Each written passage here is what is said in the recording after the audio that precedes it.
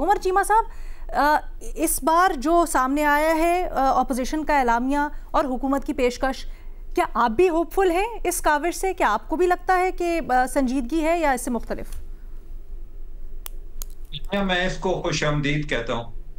ये एक welcome step है और इस बात से कतई नजर कि ये किसी नतीजे पर पहुंचता है या नहीं पहुंचता, इंगेजमेंट जो है वो कन्फ्रंटेशन से बेहतर है। बजाय इसके कि ये लड़ते रहें, वो टाइम इन्हीं बातों में अगर गुजार दें कि हमने अब एक दूसरे को कैसे इंगेज करना है, तो हो सकता है कि कोई एक दरमियानी रास्ता निकल आए। अच्छा, अब दूसरी बात यह है कि इसमें कौन लोग हैं जो कि मुज़ाकरात कर रहे हैं। इसमें पीटीआई की एज सच नुमाइंदगी नहीं है या पीटीआई के बिहाफ पर हो रहे हैं।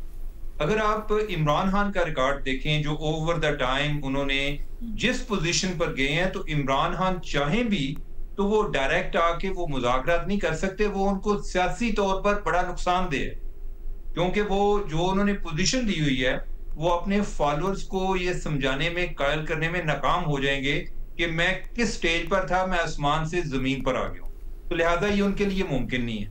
दूसरा ये है कि इमरान खान जो है, उनका एक अगर पैटर्न भी देखें, इवन जब वो एस्टेब्लिशमेंट के बड़े लाडले थे, तो तब भी जो लोग एस्टेब्लिशमेंट के साथ मुज़ाकरात कर रहे होते थे किसी ना किसी हवाले से, आपस में वर्किंग रिलेशनशिप के हवाले से भी, तो तब और लोग होते थे। शाह महमूद कुरैशी होते थे, जहांगीर तरीन होते थे, फवाद चौधरी होते थे, असद उमर होते थे। अच्छा, इससे इमरान खान को एक ये एडवांटेज रहा कि उनको एक एंग्री पर्सन का एक उन्होंने इमेज बनाए रखा कि खान को हम मना लेंगे, ताकि अगर खान जो है कि वो जब डायरेक्ट किसी के साथ इस तरह एंगेज नहीं होते, तो उसका उन्हें फायदा ये होता था कि अगर वो किसी जगह पे वायलेट करना चाहें, तो उसमें जो जामन है वो दूसरे लोग हैं, तो वो यही देखेंगे कि इतनी चीजों पे हमने खान को मना लिया, वो एक दो बातों पे नहीं है। तो ओवरऑल ये चीज जो है, मेरे ख्याल है कि पीटीआई के लिए बड़ी विन विन सिचुएशन है कि इन्हीं लोगों के जरिए, वो खुद तो कर नहीं सकते, और पीटीआई में इमरान खान के अलावा कोई बंदा ऐसा है नहीं। ये जो बाकी हैं, जो आउटसाइडर हैं, जो अजक ज़ई साहब हैं, ये आउटसाइडर है ना, यानी कि वो पीटीआई के तो नहीं है, तो लिहाजा उनके पास एक ऑनरेबल पोजीशन भी रहती है कि वो डायरेक्ट उसके कंट्रोल में नहीं है, और वो हुकूमत को भी ये एहसास रहेगा कि आप देखें अजक ज़ई साहब, कि अगर आपकी बात इमरान खान नहीं माने, फिर आप क्या करेंगे?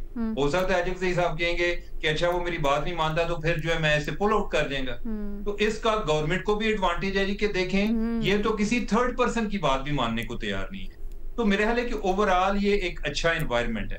आगे वे फॉरवर्ड क्या है? वो वे फॉरवर्ड जिस तरह महमल ने बात की कि कोई रूल्स तय करने हैं। इनके जो पॉलिटिक्स है हमारी, जो बुहरान चल रहा है, वो इसलिए चल रहा है कि ऐसे ही है कि जैसे कोई चौराहे पर कोई ट्रैफिक वाला को बंदा नजर ही नहीं आ रहा, और कोई इधर से गाड़ी डाल रहा है, वो उधर से कर रहा है, और आपस में टकराव हो रहा है। रूल्स नहीं है, उस वजह से हो रहा है। अब ये है कि रूल्स क्या तय होते हैं।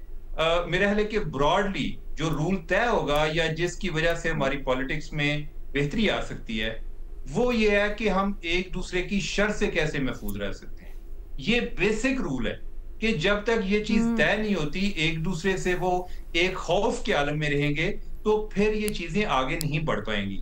अगर ये तय हो जाए ब्रॉडली, यानी कि इसका अगर स्पिरिट ये हो, थीम ये हो कि हमने एक दूसरे की शर से कैसे बचना है, ये चीज सारे रूल्स अगर ये क्या मतलब एक दूसरे की शर से महफूज, तो उससे ये होगा कि हमारे यहाँ एक स्टेबिलिटी भी आएगी। फिर ये जो एक धांधली वाले मामलात हैं, ये भी कम हो जाएंगे, और ओवरऑल चीजें आगे चल पड़ेंगी। तो मेरे ख्याल है कि हमें उम्मीद करनी चाहिए। ये क्या मुराद हुई? इससे क्या मुराद है एक दूसरे के शर से महफूज? इसको जरा एक्सप्लेन करें। शर से लीना यही है कि जैसे कोई एक पार्टी आएगी, वो दूसरे के खिलाफ केसेस बना के उनको अंदर कर देगी। मैं तो इसके भी हक में नहीं हूं। इसका ये मतलब नहीं है कि पॉलिटिशियन जो है उनको इम्यूनिटी हासिल है, लेकिन एक टारगेटेड किस्म की एक अकाउंटेबिलिटी नहीं होनी चाहिए। उसका हमेशा नुकसान हुआ है। उसका नुकसान ये हुआ है कि इवन जो आदमी, यानी कि जिसके 90% चांसेस भी हैं करप्ट होने के, उसको भी हमदर्दी मिल गई। ये पता चला कि असल में इसकी करप्शन की वजह से नहीं, इस पर गुस्सा है, तो इसलिए केसेस बन रहे हैं। तो ये टारगेटेड अकाउंटेबिलिटी वाला सिस्टम अगर खत्म हो जाता है, तो हमारी चीजें आगे बढ़ जाएंगी। ठीक है शहजाद, उमर, जिस तरह सिर्फ मैं इसमें एक छोटी सी चीज ऐड कर लूं कि आपको याद होगा कि पीपल्स पार्टी और नून लीग के दौर के अंदर हार्डली कोई एक आधे के अलावा पॉलिटिकल प्रिजनर था। यानी ये जो शर से बचने वाली बात है ना, ये रिवायत चार्टर ऑफ डेमोक्रेसी के बाद खत्म हुई थी। एक दो जरूर होंगे, लेकिन ओवरऑल हमने नहीं देखा है जिस तरह से फिर 2018 के बाद से एक टारगेटेड कैंपेन और ये सारा पॉलिटिकल प्रिजनर्स की चीज शुरू हुई थी, वो वाली शायद बात उमर जो कर रहे हैं ना। गुड पॉइंट वेल में